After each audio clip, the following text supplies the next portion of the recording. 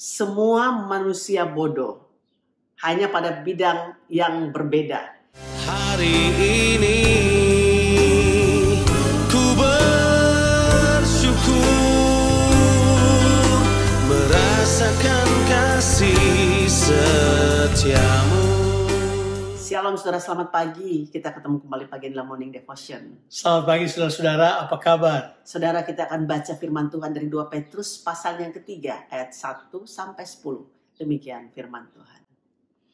Saudara-saudara yang kekasih, ini sudah surat yang kedua yang kutulis kepadamu. Di dalam kedua surat itu aku berusaha menghidupkan pengertian yang murni oleh peringatan-peringatan, supaya kamu mengingat akan perkataan yang dahulu telah diucapkan oleh nabi-nabi kudus, dan mengingat akan perintah Tuhan dan juru selamat yang telah disampaikan oleh rasul-rasulmu kepadamu.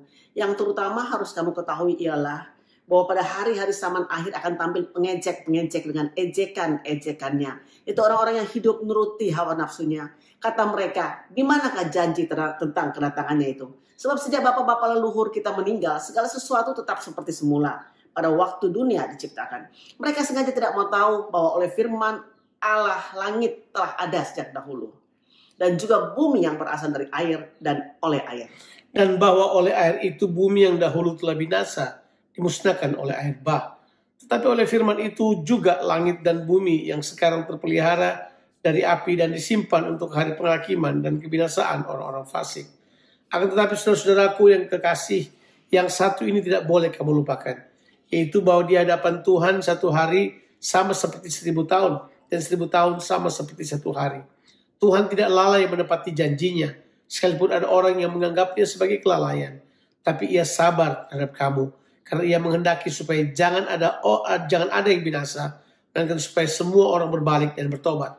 Tetapi hari Tuhan akan tiba seperti pencuri. Pada hari itu langit akan lenyap dengan segemuruh yang dahsyat, dan unsur-unsur dunia akan hangus dalam nyala api, dan bumi dan segala yang ada di atasnya akan hilang lenyap. Bapak Ibu Saudara yang dikasih oleh Tuhan, semua manusia bodoh, hanya pada bidang yang berbeda. Bodoh di sini maksudnya saudara adalah ketidaktahuan, bukan pada hal-hal yang lain tentunya. Beberapa orang tidak tahu karena kurangnya kesempatan untuk belajar dan lain-lain.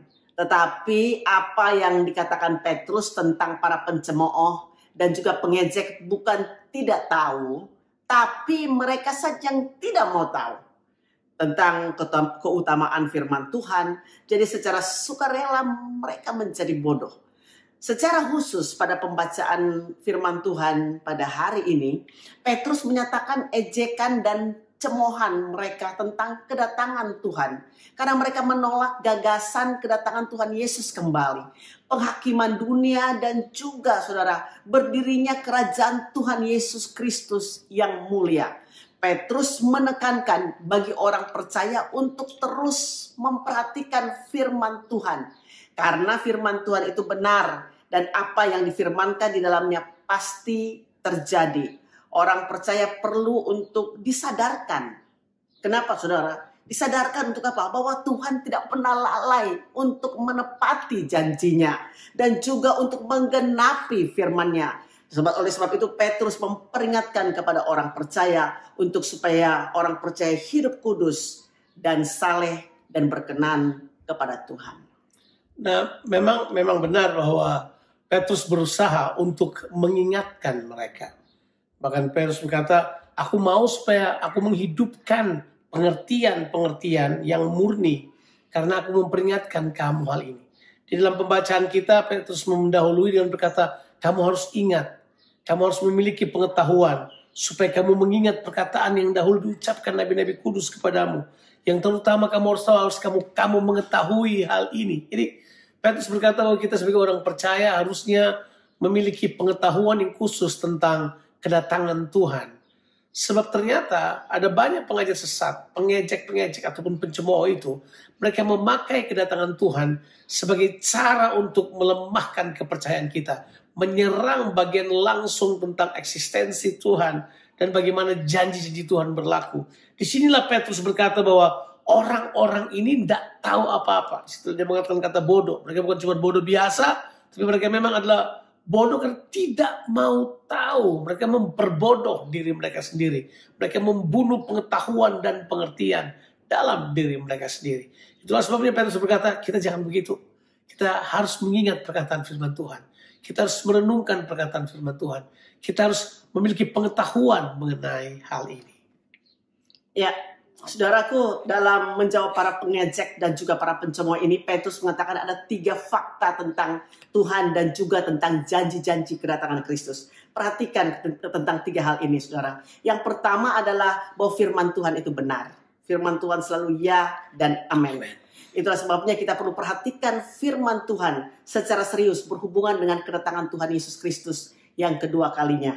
Yang kedua, saudaraku, adalah bahwa karya Tuhan itu konsisten dengan firman-Nya. Petrus juga memberi argumentasi bahwa Tuhan yang menjadikan dunia ini juga adalah Tuhan yang konsekuensi, saudaraku, dengan perkataannya bahwa dunia ini dan bumi ini adalah miliknya.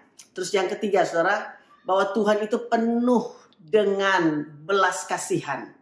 Tentunya hal ini dikatakan karena dengan alasan itu Tuhan mengingatkan dan Tuhan mau kepada semua orang percaya untuk boleh berbalik sungguh-sungguh dan juga bertobat kepada Tuhan. Jelas sekali bahwa Petrus berkata kita perlu mengerti 3 hal yang tadi isi saya sampaikan buat kita sekalian.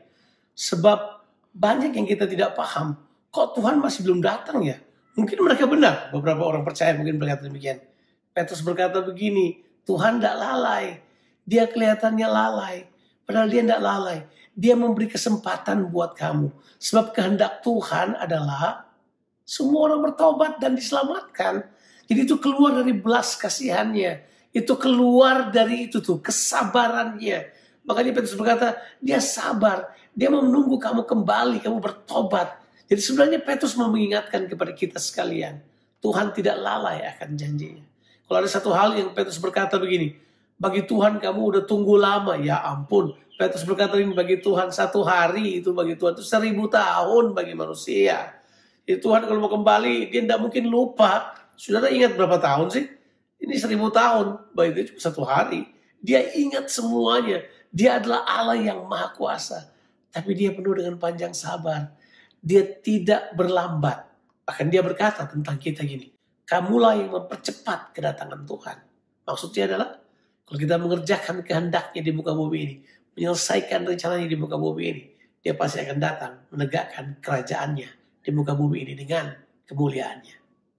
Saudara, Tuhan tidak lalai menepati janjinya. Tuhan akan datang segera. He's coming very soon. Saudara, apakah saudara sudah siap dengan kedatangan Tuhan yang kedua kalinya? Tuhan Yesus memberkati saudara sekalian. Amin.